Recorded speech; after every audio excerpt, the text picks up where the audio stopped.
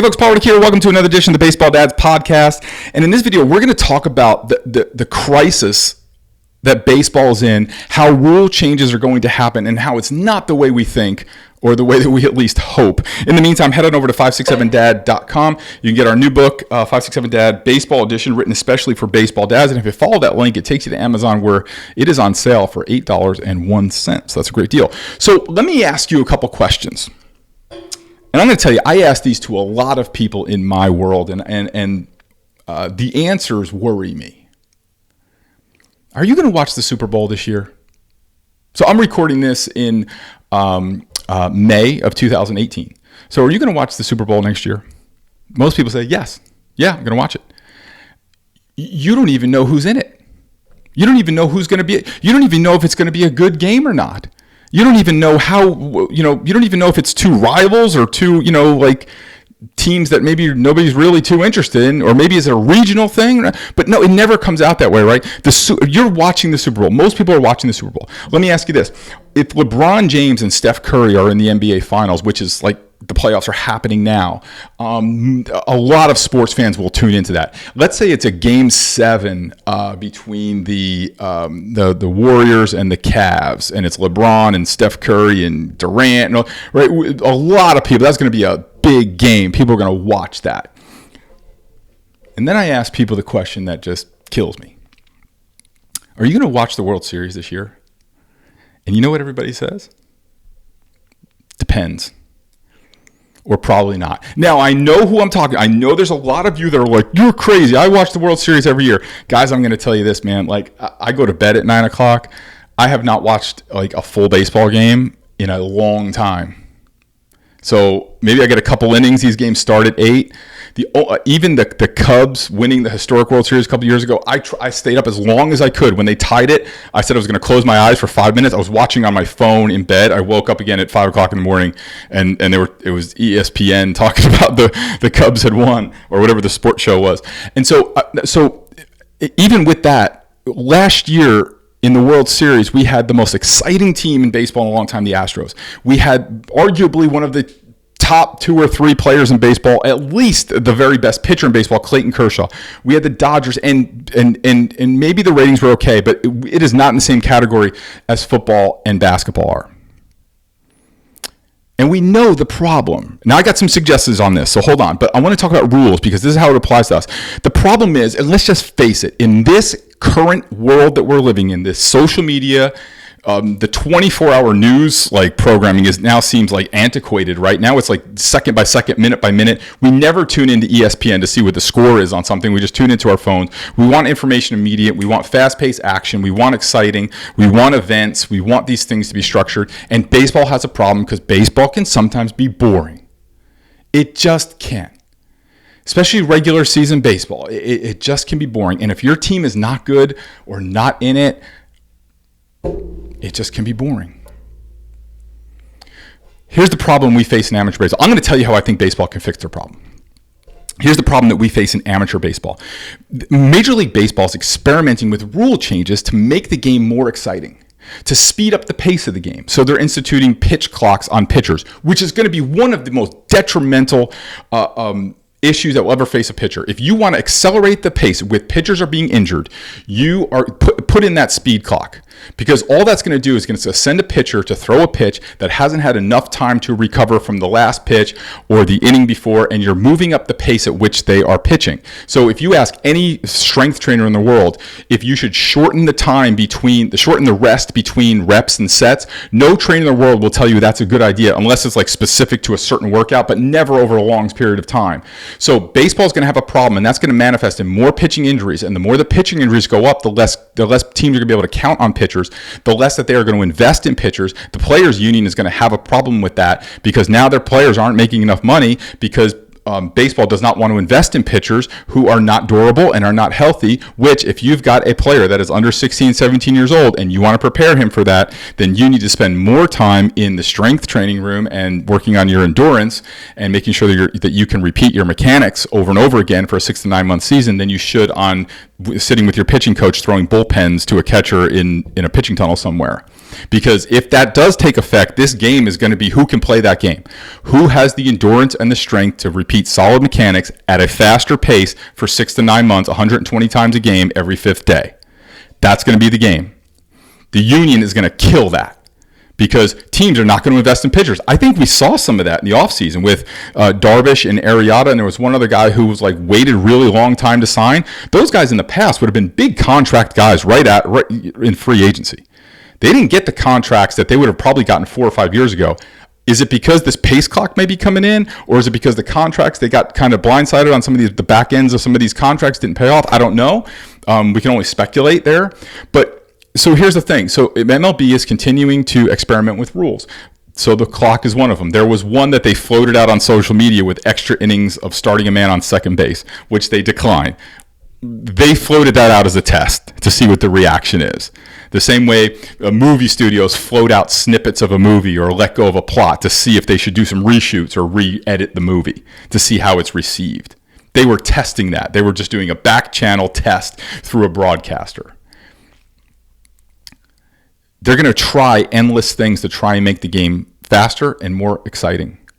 There was even one talking about that in the 9th inning, you could put up any 3 hitters, which the dinosaurs hate. And I think I'm in the middle of that. Part of that, I kind of like it. I'm not going to be honest with you. I kind of like the idea of watching the 9th inning of a Yankee game. And if it was 4-0 and you're sending up Judge and Stanton, I don't know. To me, that sounds kind of cool. I mean, if it's the last few seconds of a basketball game, they're giving the ball to LeBron. We all watched the last few minutes when Tom Brady went on the field with whatever he had left in time. We were all waiting there to see a late game excitement. People thrive on that. I don't know. I think it's a good idea. So here's the problem, is that we think, my generation, the 38 and over, we think that Major League Baseball is going to implement some rule to speed up the game and make it more exciting, and it is going to trickle down to the game, and that's how it's going to happen. No way. That is not how it's going to happen. Let me tell you how it's going to happen. There's going to be some 9-year-old tournament director who wants to see how he can squeeze 5 more games per day in and put 10 more teams in his tournament without having to get a bigger facility with an extra field or 2, without having to hire more staff. And he's going to come up with an idea. And this idea is going to be like rapid fire baseball. And it's going to be like a 4-inning game. It's going to be 3 balls instead of 4, 2 strikes instead of 3, 2 outs instead of 3. And there's going to start with a runner on second, and it's going to be 4 innings or the first to score 11 runs. And it's going to go like this. Now, there's part of you guys that are screaming at the top of your lungs, right? But here's the toughest part about it. They may not be wrong. They may not be wrong. Because I'll tell you one thing that initially fixes what's the biggest gripe we have about young pitchers in tournament baseball is overuse in pitch counts. Well, 4-inning game kills a lot of that. Now, maybe it doesn't, but I mean, it could kill a lot of that. Maybe a kid can only pitch in 1 game. You can pitch all 4 innings or whatever, right? It kills a lot of that. Here's the problem we face. And if you are a college coach, a high school coach, or a professional coach, listen very carefully to what I said, because I said this in front of a room of about 300 college and professional coaches back in December, and the looks I got were of utter horror. They may not be wrong. They may be right. And we're going to stomp our feet and complain about it because we don't like it. But now that 9-year-old kid who's playing that game, if it is successful in one tournament, how fast does it spread to every other tournament? Like that. And in a year, all teams will be playing this, because what does a tournament director want to do? Make money, put teams in, excitement, and that's the business they're in. They're not in the business of developing baseball players for the future so that high school, college, and professional coaches can make more money. Those guys are in the business of entertainment, of family entertainment and excitement, and that's what they're in the business of. They're not there now like the Little League coach or the American Legion coach or the high school coach. Hey, we want to develop kids so they play at the next level. That is gone. Forget about that. I'm telling you, if you're a college coach or a pro coach, you are no longer the goal that is on their mind. You might be a goal later on down the road, but the 9, 10, 11, 12-year-old kid, their goal is not, hopefully I'll develop into a college player. Their goal is, I want to play on the 14U team that goes to Canada, Puerto Rico, and California.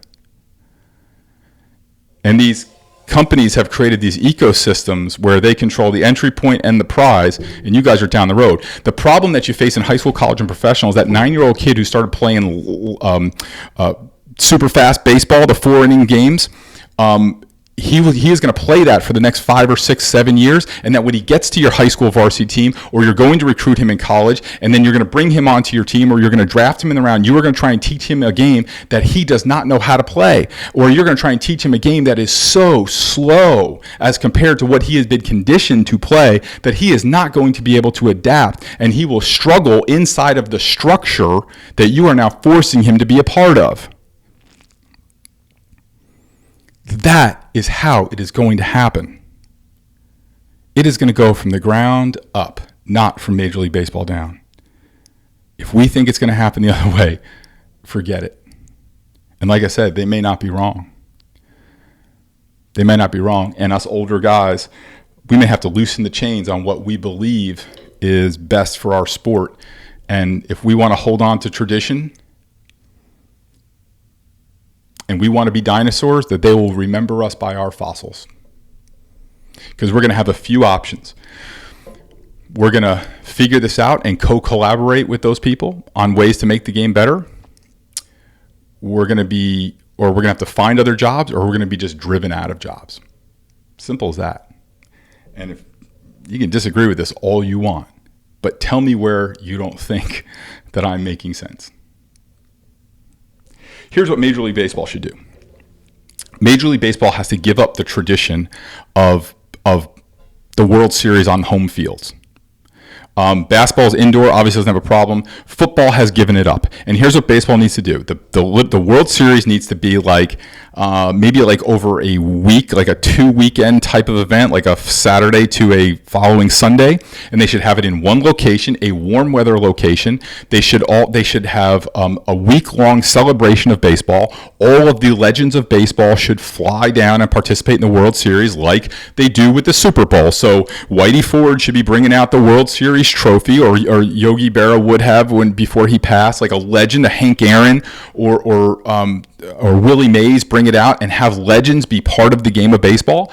Baseball fans would go nuts for this if they could go down there, see the World Series, spend a week like in Florida or Arizona or Southern California, and get to meet a lot of their old-time idols and get to see current players play. It would bring a new energy to the game. They could start the World Series on a Saturday and play a Saturday 6 o'clock game so everybody could see it. A Sunday 6 o'clock game 1 and 2. They could play game 3 on maybe Tuesday. They could play game 4 on a Thursday. So at least if you had a game 4, you'd have a Thursday night game, and then play game 5 on Friday, or break up that schedule some other way, and then to have your game 6 and 7 on Saturday at 6 o'clock and Sunday at 6 o'clock in one location, and take 1 week, a complete celebration of baseball. The whole baseball fanatic community would flock to that location, and you would potentially line up your best teams. Well, there's another problem. The teams that reach the World Series, you would potentially set up a game 6 or 7 where it could become an event like the Super Bowl,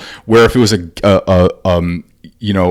game 6 to stay alive, or a game 7 to winner take all, that you potentially set up a game 7 on a Saturday night. You at least are watching a potentially clinching game on a Thursday, Saturday, or Sunday night, which will dramatically increase your viewership. And moving those 2 final games to the weekend at a time where everybody could watch them would dramatically increase it. The other thing that baseball got to figure out, and I don't have an answer for this, maybe you do, you could put it in the comments, is how do you deliver your best players to the World Series? Because I just don't know, and I've thought about this a lot, right? But a Yankees-Dodgers World Series would have just crushed last year, right? But they weren't the best team, right? The Astros were clearly the best team. But LeBron James, he hasn't made the finals yet, but was he like the last 8 years? And for the last 3 or 4 years, the Warriors have been there, and before that, the Spurs and Michael, you're delivering your best players to the postseason. I don't know how baseball does that. I don't think the game is built that way. Because one way you could, though, is one of the reasons why LeBron James ends up in the finals, because he gets the ball in his hands a lot. And he gets the ball in his hands usually if there's a chance to win the game late in the game, the ball's in his hands.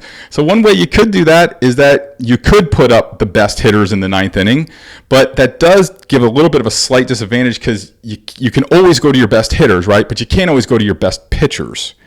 Because like if Clayton Kershaw pitches Game 6 in an elimination game, he could, but it's not likely he would come back on a day 7 on 1 day rest. So it's a little bit of a unfair, dynamic there. I don't know. Maybe you have some ideas on how they could deliver their best players of baseball. But anyway, I don't want to ramble on too much longer here. But if we want to keep our game of baseball, we're going to have to adapt. We're going to have to change.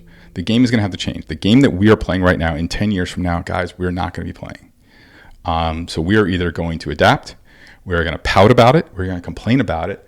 Like I said, we could be dinosaurs and they will dig up our fossils, or we can co-collaborate with the whole baseball world and make it better for everyone. So thank you guys for tuning in. Head on into 567dad.com. You can get the book that is on sale. The link there will take you to the sale link on Amazon. Thank you guys for watching, and I will see all of you next week. Thank you.